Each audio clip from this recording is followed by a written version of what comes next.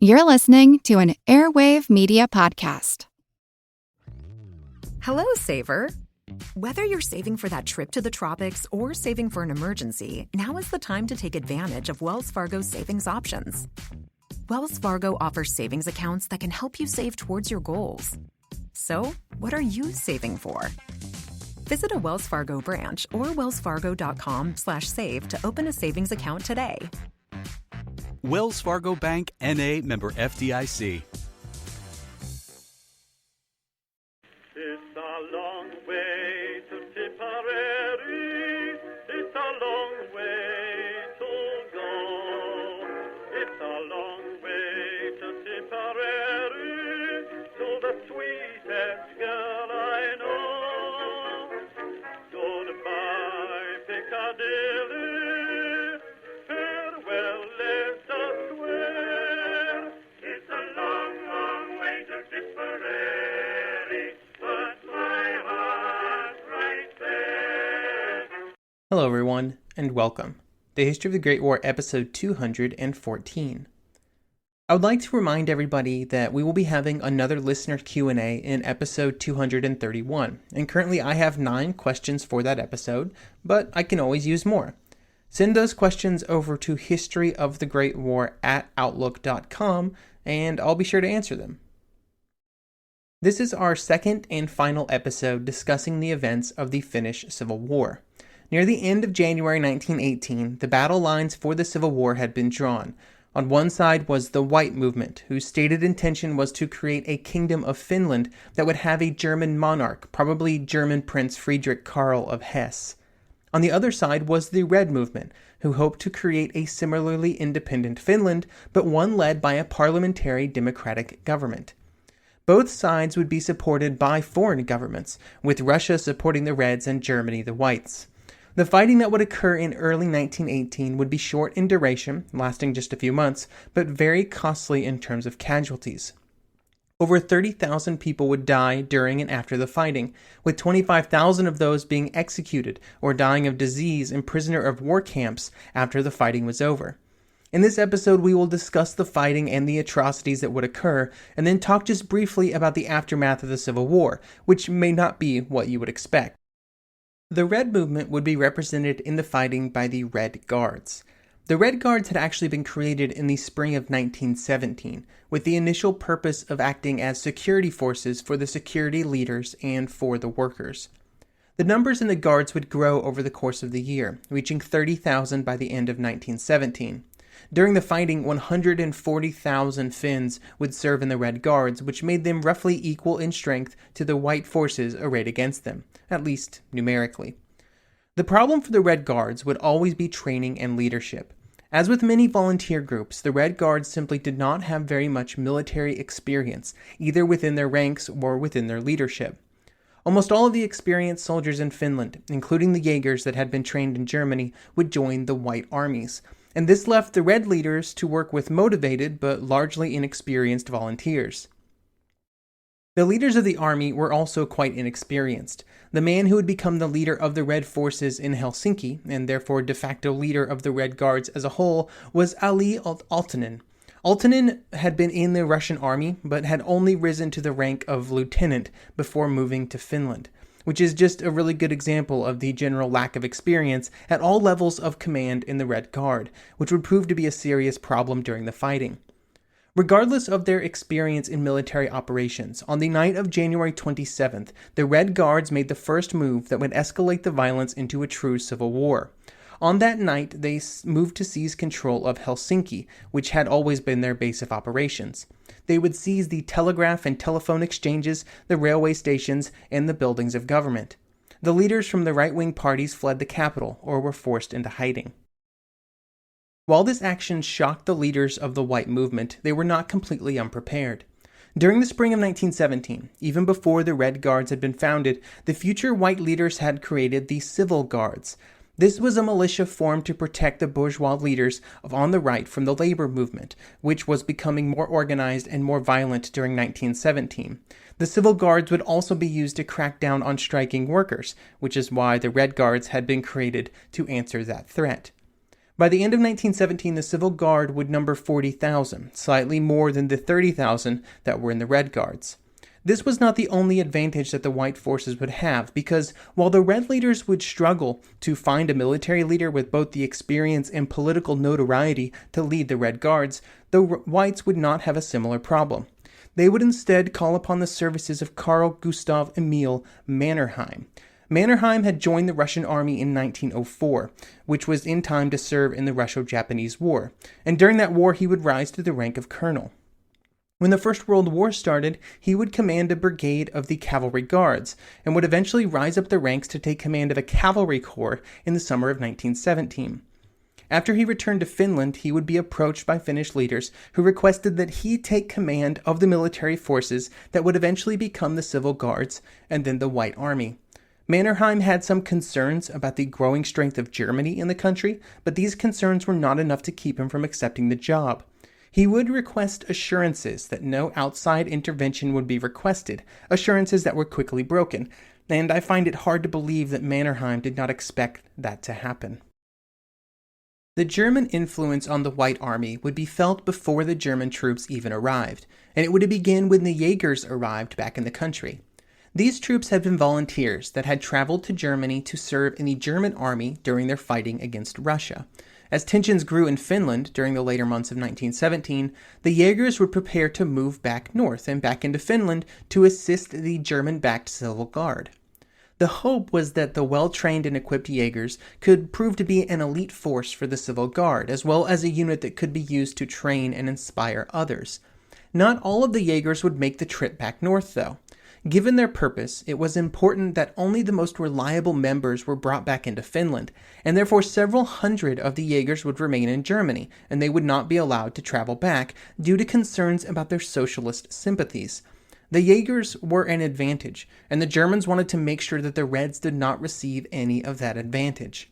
Mannerheim was thrilled to learn that he was receiving these troops, calling them an inestimable asset.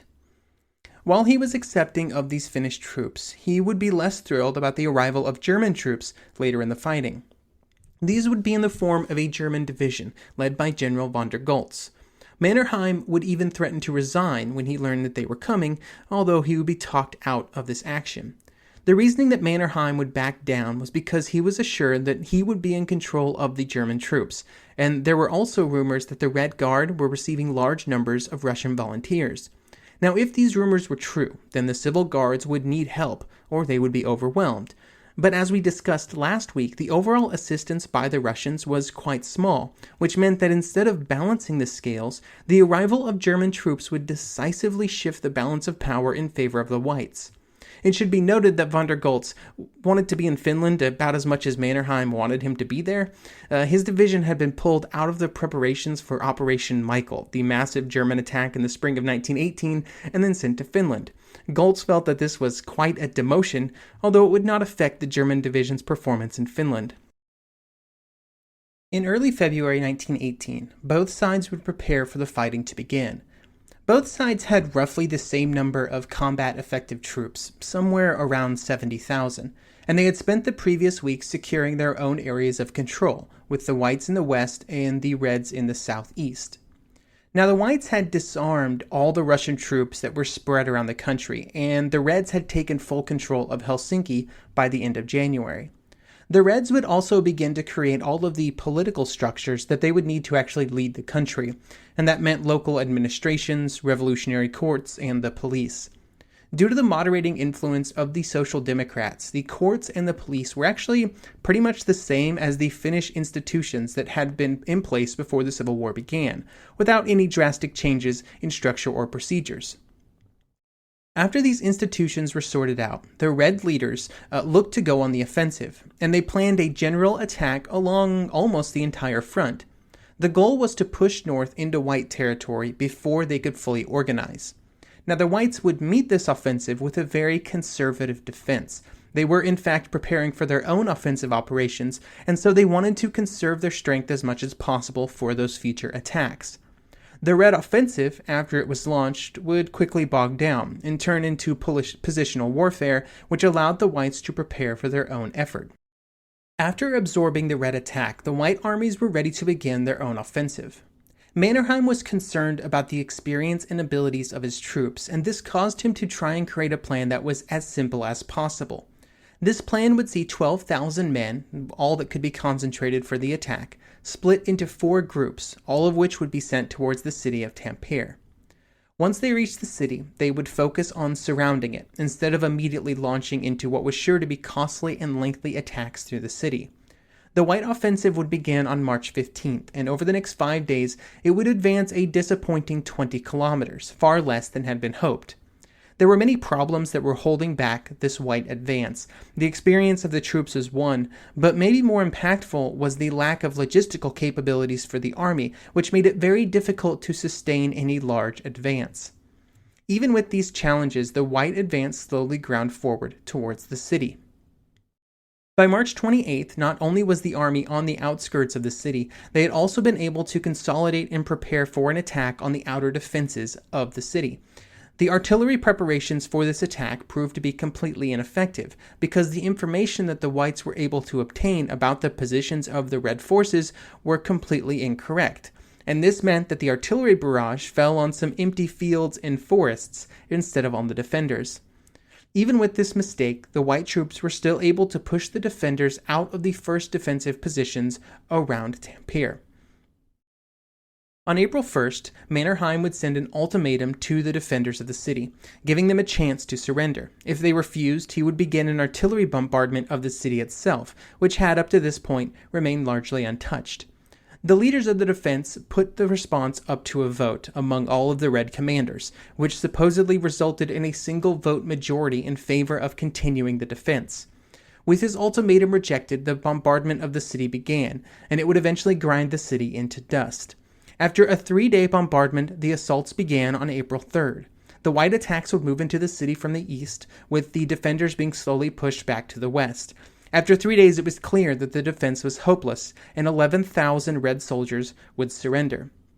Only a few hundred troops would be able to break out of the encirclement and move south. This defeat was a catastrophic loss for the Finnish Red Army, and it would be a defeat that they would never truly recover from, not that they were given a chance. Because as the city was in the final stages of falling, German troops were already landing in the south and advancing on the capital.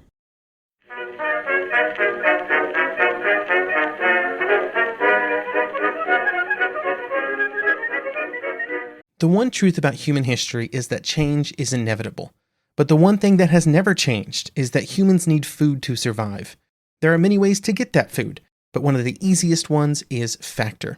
Factor delivers ready-to-eat meals right to your door. All you have to do is heat them up and dig in. In 2 minutes, you can be eating tasty keto or vegan options, or any of their 35 options that they have available every week. So you can choose maybe the cheesy garden herb chicken, maybe the Santa Fe green chili beef skillet, or perhaps the Caribbean spiced tofu. It is all delicious, and if you have a bit of a sweet tooth, Factor still has you covered with a wide range of snack and smoothie options. Chocolate mocha cheesecake, snickerdoodle macaroons. Any of that sound good?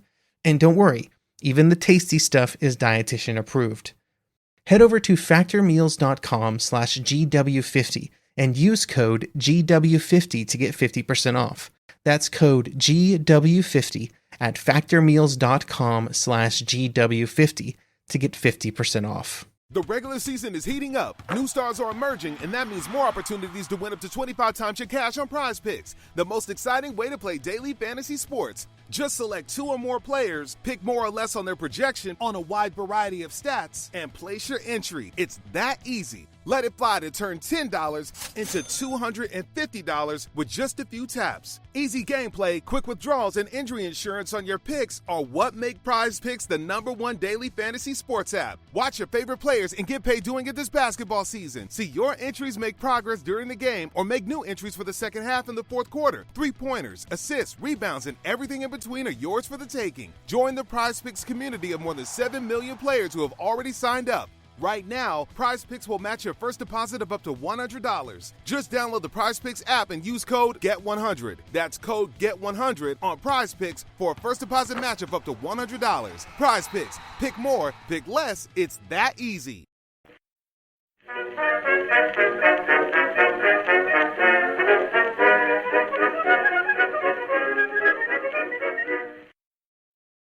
After the opening Red Offensive had been launched, the plans to land German troops in Finland were put into action.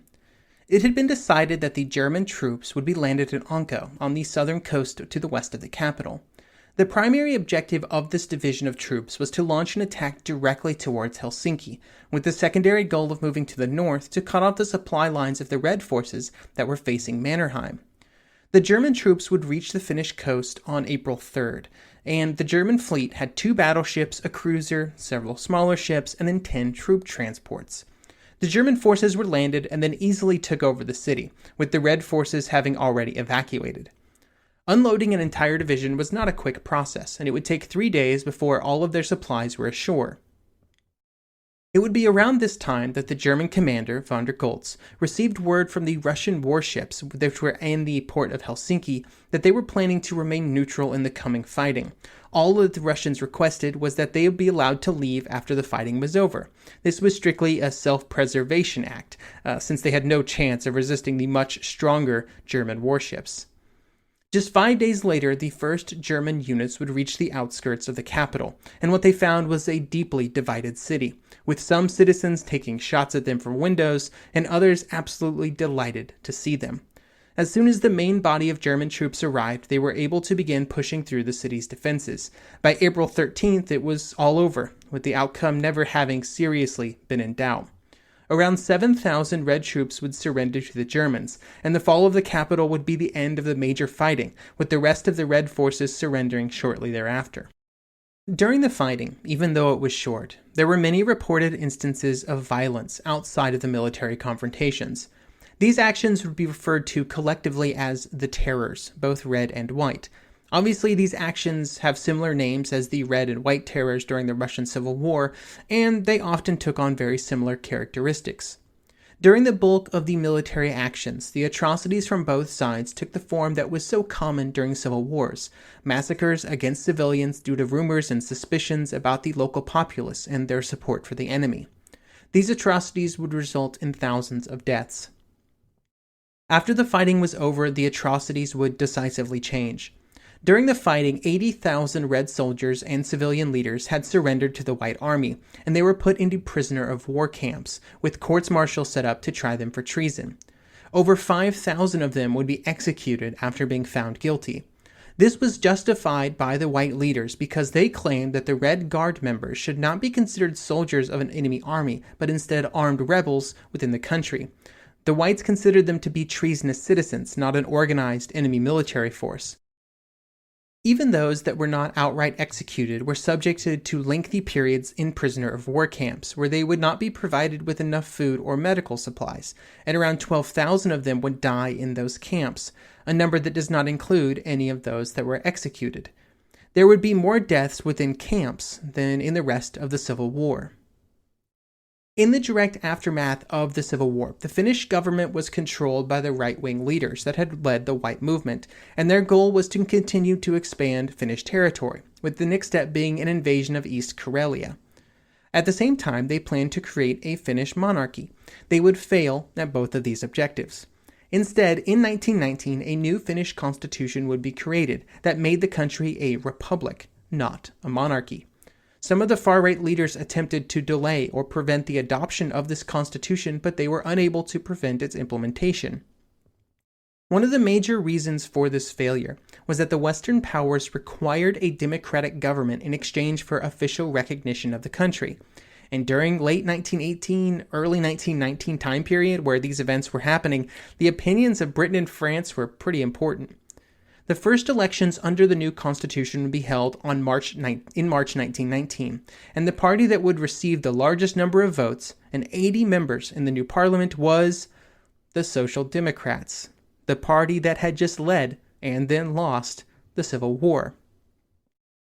They were not able to gain a majority, but they were the single largest party by a pretty good margin.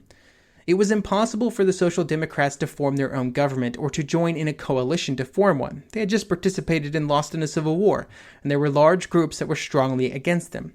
However, in a pretty good political move, they did not really push to be included. Instead, they put their support behind a group of centrist parties that would be able to form a minority government. Through this support, they were able to gain some very specific concessions from the new leaders. The results of these concessions would be a large number of social reforms, things that the Social Democrats wanted, which would be implemented in the following years. After the formation of the new government, the Finnish leaders would start to be very active in regional foreign affairs. Before and during the Civil War, the Finnish right and center parties had been heavily pro-German. However, with the German defeat in the First World War, this alignment was no longer seen as profitable.